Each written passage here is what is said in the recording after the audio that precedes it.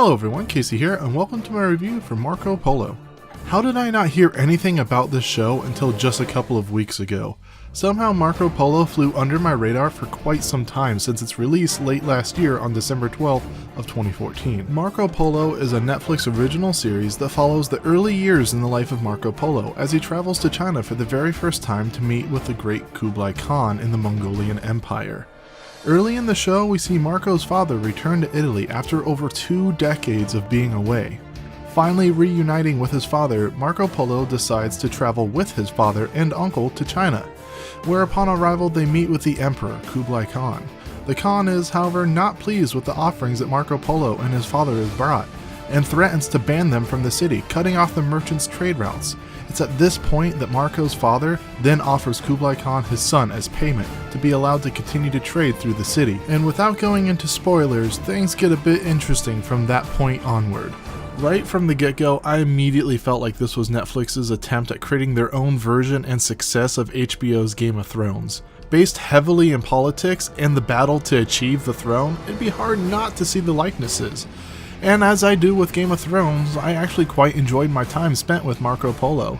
Though far from a perfect show, I did find it very intriguing with a cast of characters that I quickly grew to like. While the show's main protagonist, Marco Polo, played by Lorenzo Riquelme, may not be the deepest character, and honestly he's probably the most boring as well.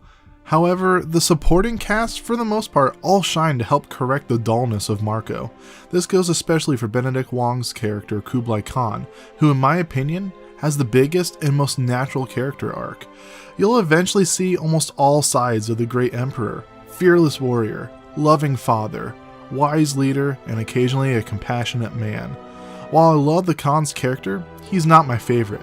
No, that honor goes to Hundred Eyes, a blind monk that is bound to serve Kublai Khan. Hundred Eyes trains Marco Polo in the ways of Kung Fu, and honestly, every single scene that Hundred Eyes is in, he steals the show.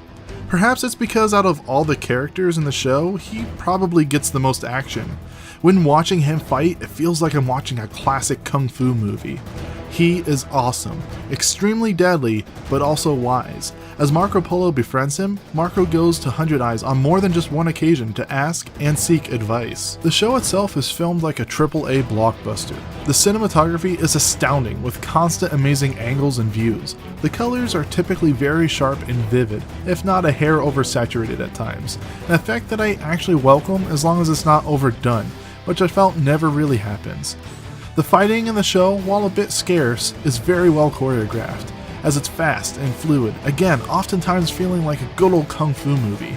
The acting in the show is also very good for the most part. Even the young children in the show seem believable. My only complaint though is one that is probably unavoidable and probably rests more with me than the show itself. Obviously the show is set in China, but instead of the characters speaking Chinese, they all speak English to save the viewers from having to read subtitles the whole time, which is nice. However, almost all the characters still have pretty thick Chinese or other accents depending on their ethnicity. Again, no big deal as it lends to the feeling of authenticity. My problem is, though, that at times it can be pretty difficult to understand the characters. Many times I found myself rewinding the show to listen a little bit harder, to the point where eventually I just gave up and turned on subtitles, which helped a lot. What's odd about this though is that most of the actors in the show are either from Australia or the UK, so the Chinese accent is put on, meaning that it could have been directed to be a little bit lighter to make it easier to understand. Again, I realize that this is a small complaint that I probably experience on my own, but I thought I'd mention it regardless. Finally, I want to talk about the special effects in the show. For the most part, the CGI used is flawless, as it's used to expand sets and show large portions of the cities throughout the show. It's done very well. Even in combat, the blood and swords piercing bodies look very realistic. The only thing I noticed is that there's a few scenes which involve catapults. When they are used, it looks bad, like really bad. It's weird that there's no middle ground for the effects in the show. It's either really great or laughably silly. In conclusion, Marco Polo is a pretty damn entertaining show. A great story, likable characters, and an interesting setting. I really like the show. It has a few shortcomings, but nothing really turned me off from the show entirely. A few plot lines I felt were a bit rushed, and some events happened that seemed to come out of nowhere. But the pacing of the show is decent for the most part. While I think Marco Polo doesn't quite come close to being the next Game of Thrones, I don't think it really has to be. I really enjoyed Season 1, enough to be excited and looking forward to the recently confirmed Season 2 of Marco Polo.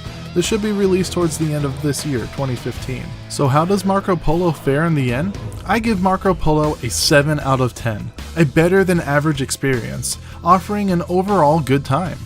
I hope you enjoyed my review of Marco Polo, and if you did, please be sure to click that thumbs up button and subscribe to stay up to date with our latest videos and reviews.